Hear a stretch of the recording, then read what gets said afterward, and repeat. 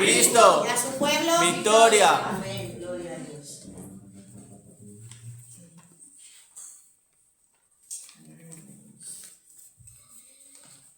Vamos a leer en el libro de Salmos el capítulo 27.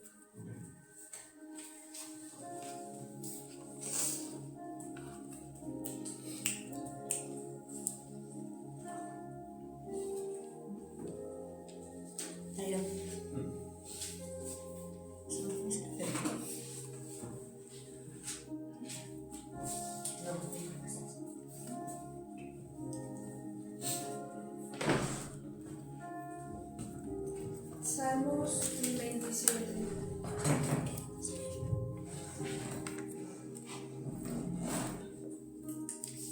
Aleluya. Mientras lo buscamos, por favor. Aleluya. Gracias, Jesús. ¿Ya? Amén. Versículo. Amén. Primero leeremos el capítulo entero y después ya iremos viendo los versículos que me he señalizado, que vienen a ser todo el capítulo, pero en diferentes apartados. Así que leemos la palabra del Señor en nombre del Padre, del Hijo y del Espíritu Santo. Amén. El Señor es mi luz y mi salvación. ¿De quién temeré? El Señor es la fortaleza de mi vida. ¿De quién he de atemorizarme? Cuando se juntaron contra mí los malvados, mis adversarios y mis enemigos, para comer mis carnes, ellos tropezaron y cayeron. Aunque un ejército acampe contra mí, no temerá mi corazón. Aunque contra mí se levante guerra, yo estaré confiado. Una cosa he demandado al Señor, esta buscaré, que esté yo en la casa del Señor todos los días de mi vida, para contemplar la hermosura del Señor y para buscarlo en su templo. Él me esconderá en su tabernáculo en el día del mal, me ocultará en lo reservado de su morada.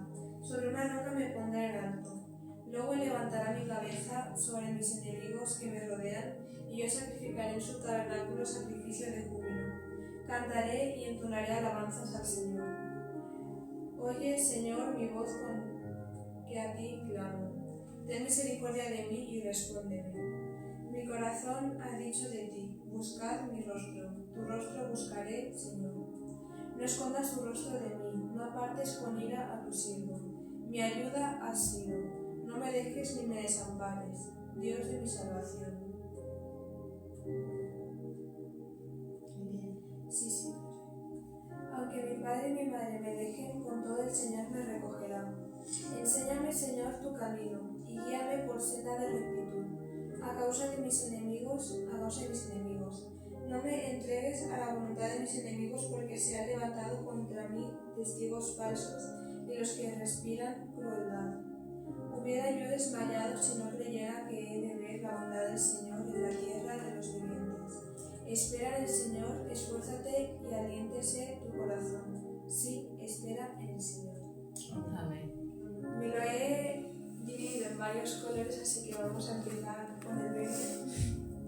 Aquí no lo veis, pero vale. Que son el versículo 1, el versículo 2, el 3, el 11 y el 12.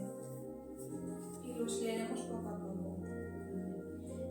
Dice así: el Señor es mi luz y mi salvación.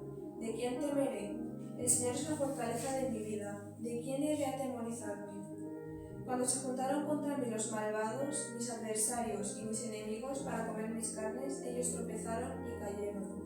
Aunque un ejército acampe contra mí, no temerá mi corazón. Aunque contra mí se levante guerra, yo estaré confiado.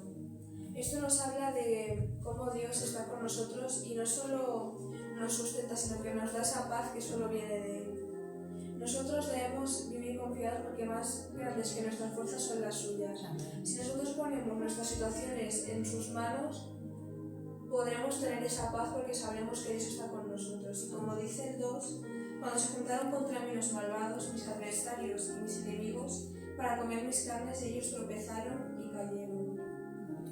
Dios no nos deja desamparados. Él es el que obra. No debemos buscar la justicia por nuestra mano, porque la justicia del hombre es venganza. Aquí no dice que yo me levanto, les ataco y se caen al suelo. No, dice que yo lo dejo todo en manos de Dios y Dios hace conforme a su voluntad y les deja avergonzados. Seguimos con el 11 y el 12, que dicen: enséñame, Señor, tu camino y guíame por senda de rectitud a causa de mis enemigos. No me entregues a la voluntad de mis enemigos, porque se han levantado contra mí testigos falsos y los que respiran crueldad. Entonces me ha llamado la atención cuando dice que se han levantado contra mí testigos falsos, porque muchas veces nos hace algo, a lo mejor alguien cercano, o tal vez no, y nosotros directamente nos enfadamos y le empezamos a echar todo en cara. Que no, eres un mentiroso, ¿cómo te atreves a hacerme esto? Pero Dios lo coloca todo en su lugar. Tenemos que mantenernos tranquilos y serenos. Algo que siempre me ha gustado mucho son dos frases, que una es: dos no discuten si uno no quiere, y otra que me enseñaron en el colegio cuando estaba en la primaria, porque yo, digamos que tenía la mano un poco suelta. A la mínima que me hacían algo, yo pues les daba un golpe. Bueno, uno no, varios. Y a mí un profesor me dijo: no importa quién ha empezado, si se han metido contigo, te han empujado y tú le has devuelto el golpe, los dos sois culpables. Has perdido la razón en el momento en el que le contestas igual de mal. No debemos ponernos... Si alguien te hace mal, no debes rebajarte ese nivel y devolverle ese mal. Debes dejarlo en manos de Dios para que Dios sea el que haga justicia por ti. Vamos al color amarillo, que son el versículo 4 y 8.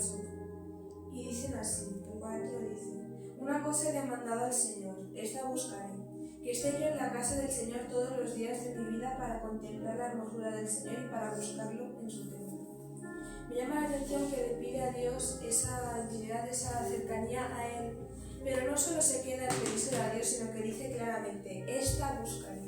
No solo le pedimos a Dios, sino que también accionamos. No podemos dejarlo todo solo en manos de Dios, no porque Él no vaya a cumplir, sino porque nosotros también tenemos que movernos. La fe sin obras está muerta. Es como el ejemplo que siempre pongo yo. Le pido a Dios que me ayude a aprobar, pero si no hago un libro y no estudio, obviamente no voy a aprobar. Si no hago ni el esfuerzo de leerme el tema, ¿cómo espero entender algo cuando llegue al examen? Nosotros debemos pedirle a Dios, pero también debemos movilizarnos, y más si queremos estar cerca de Dios, porque podemos decirle: Dios, por favor, manténme cerca de ti, y luego te vas a un bar y te tomas 7 cervezas. ¿De qué sirve que le pidas a Dios que te mantenga cerca de Él si eres tú quien se aleja?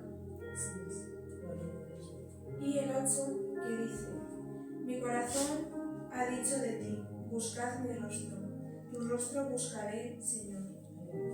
Algo que buscar a Dios no es algo impuesto, sino una cosa voluntaria de cada uno, ya que dice como claramente: una vez que conoces a Dios, conoces el amor de Dios,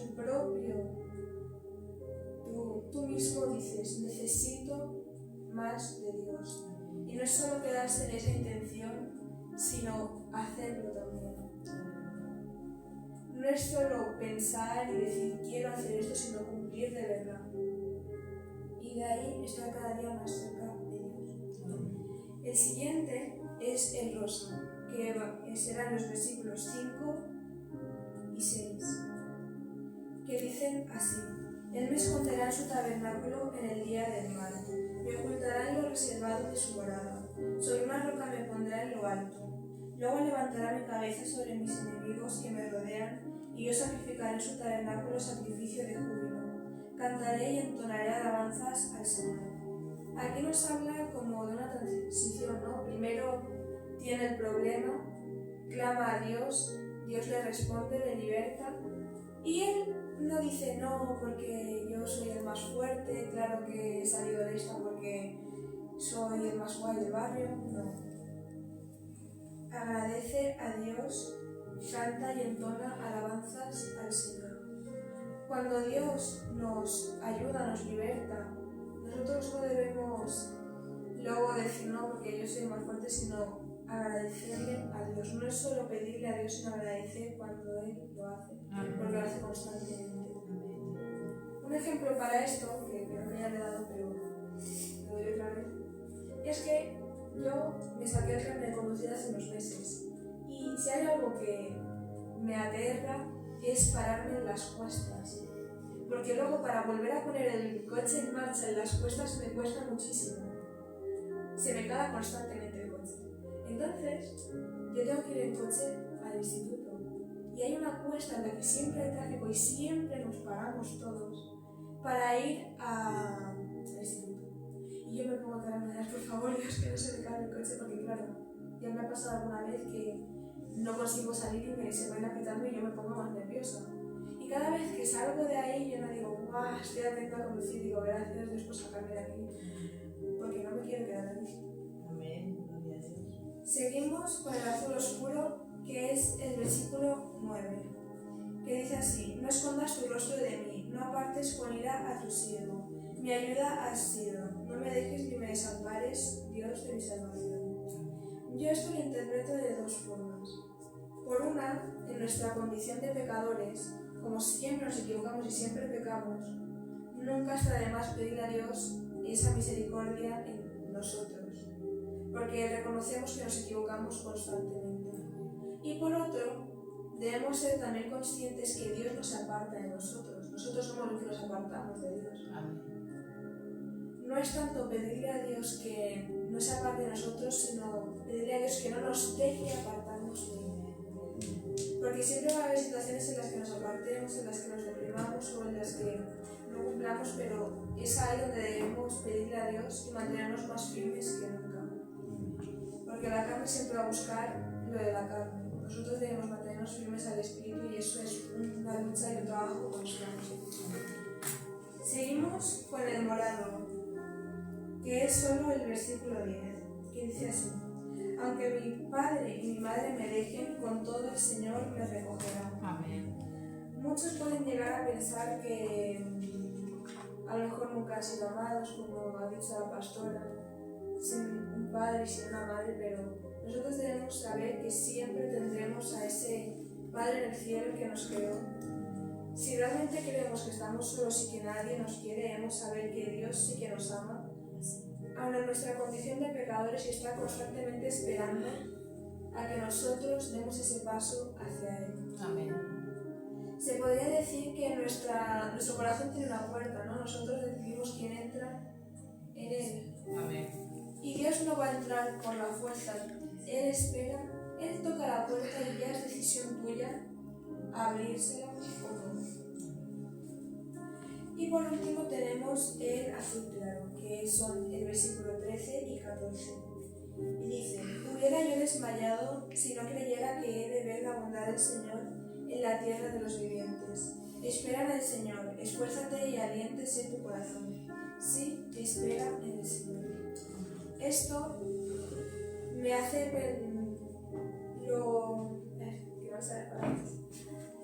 lo relaciono más con el evangelismo, ¿no? Porque vemos cómo la maldad se extendió por el mundo, cómo hay un montón de personas perdidas, personas que obran mal, y a lo mejor uno puede llegar a desanimarse, pero yo creo fielmente que todo el mundo puede ser salvo.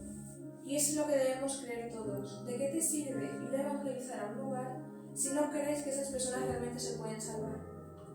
Nosotros debemos vivir confiados y creyendo que las segundas oportunidades del Señor existen y que todo el mundo puede ser salvo. Amén. Incluso la persona más cruel que hayas conocido, la persona que peor te haya hablado, el mayor asesino que esté en la cárcel. Nosotros debemos creer que todos podemos ser hijos de Dios, porque sin esa creencia, ¿de qué sirve? ¿Realmente podemos decir que tenemos fe si no creemos que los demás también se pueden salvar? Y luego el 14 que dice: espera en el Señor, esfuérzate y aliéntese tu corazón. Sí, espera en el Señor. Mantengámonos firmes en el Señor y no dejemos su obra.